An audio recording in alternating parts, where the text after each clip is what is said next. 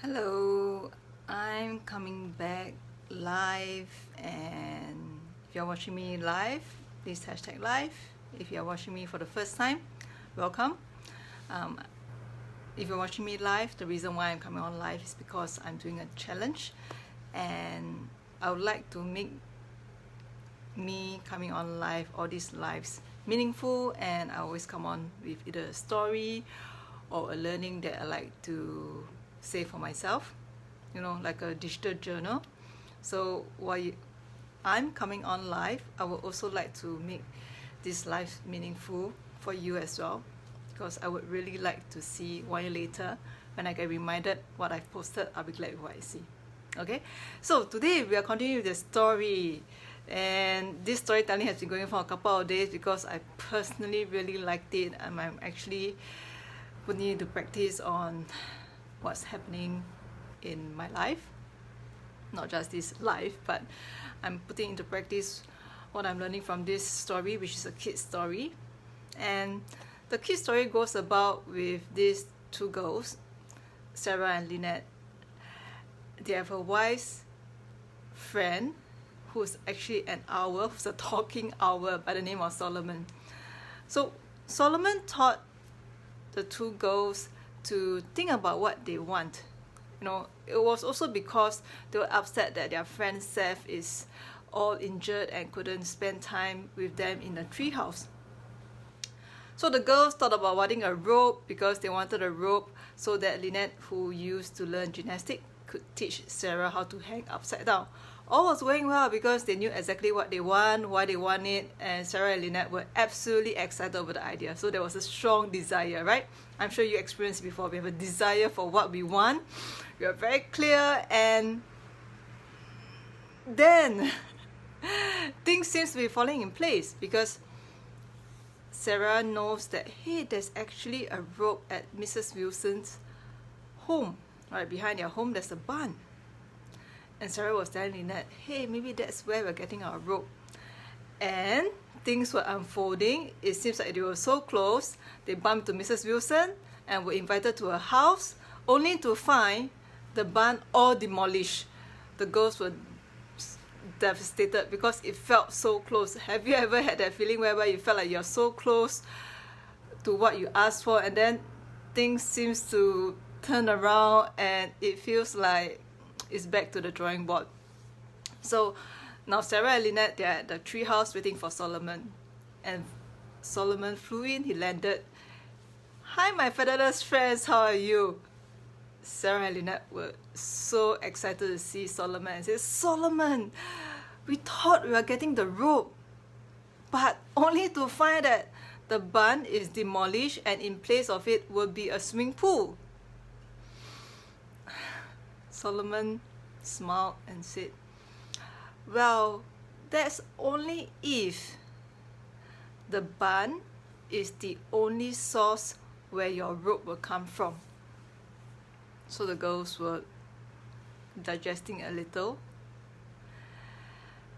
What Solomon was saying is, he's telling the two girls to allow it to unfold, because how would the girls know that the barn was the only place where they could find their rope? Right? It's true.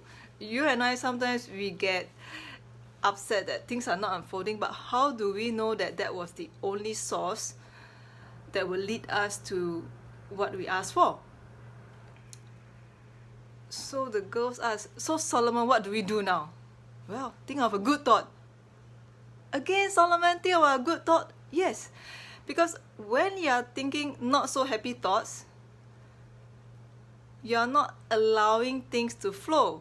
So what Solomon is trying to teach is that when we think about not so happy thoughts, when on low vibration, just think of a TV antenna, where instead of putting antenna high, you put it low, the reception is really bad.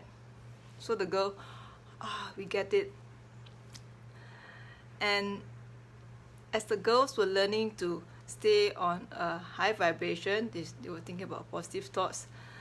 And just in that split moment, Sarah said, oh my, I miss Seth. I wish he's here with us.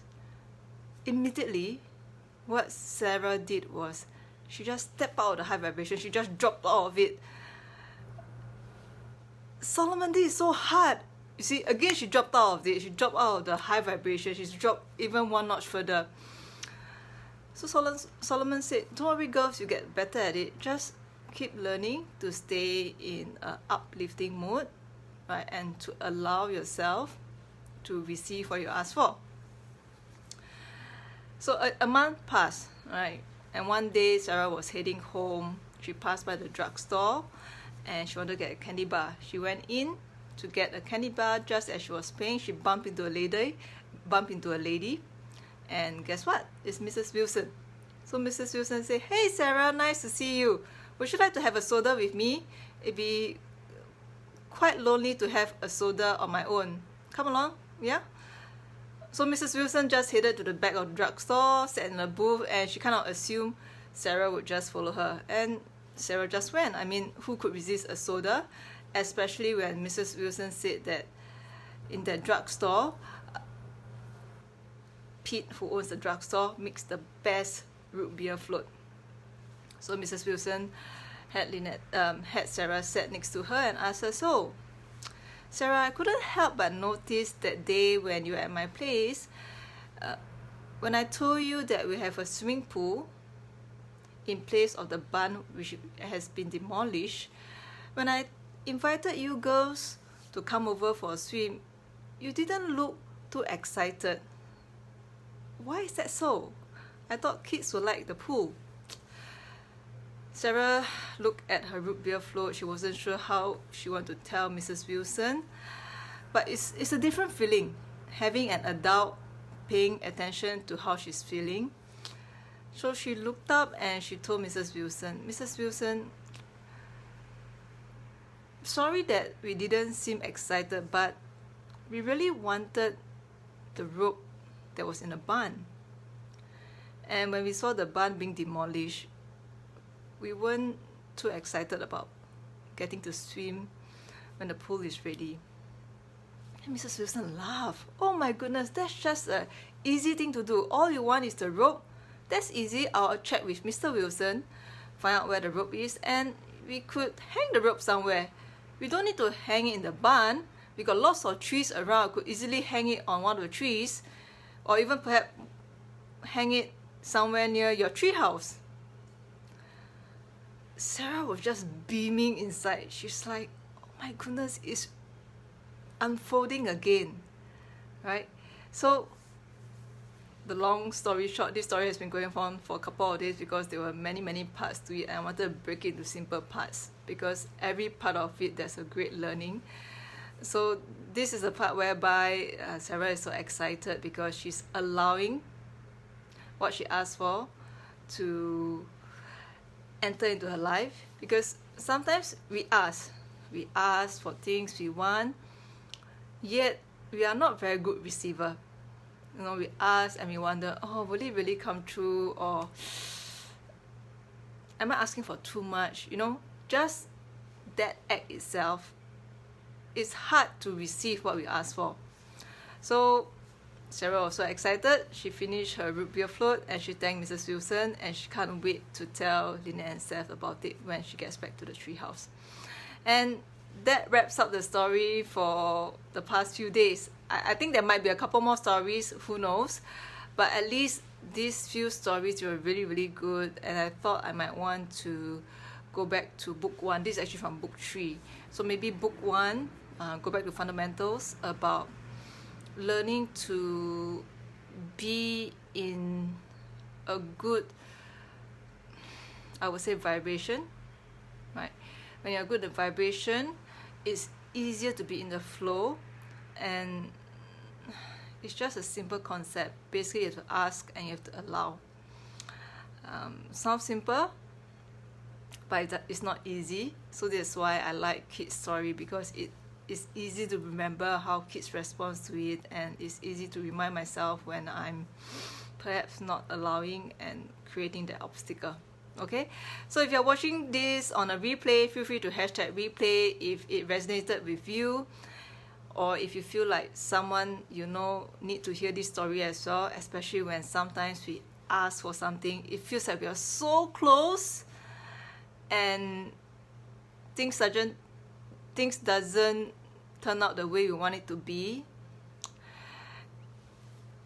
if we can be just objective about it, knowing that it's us being the roadblock and not allowing, things will be much easier. So if you know of someone who could benefit or feel good from hearing this story, feel free to tag a friend, share with them on your timeline. If it works, well, we could all sometimes use a simple reminder on how easy it can be to just receive what we ask for. Okay, so till tomorrow, I'll come back live again. See you then. Bye bye.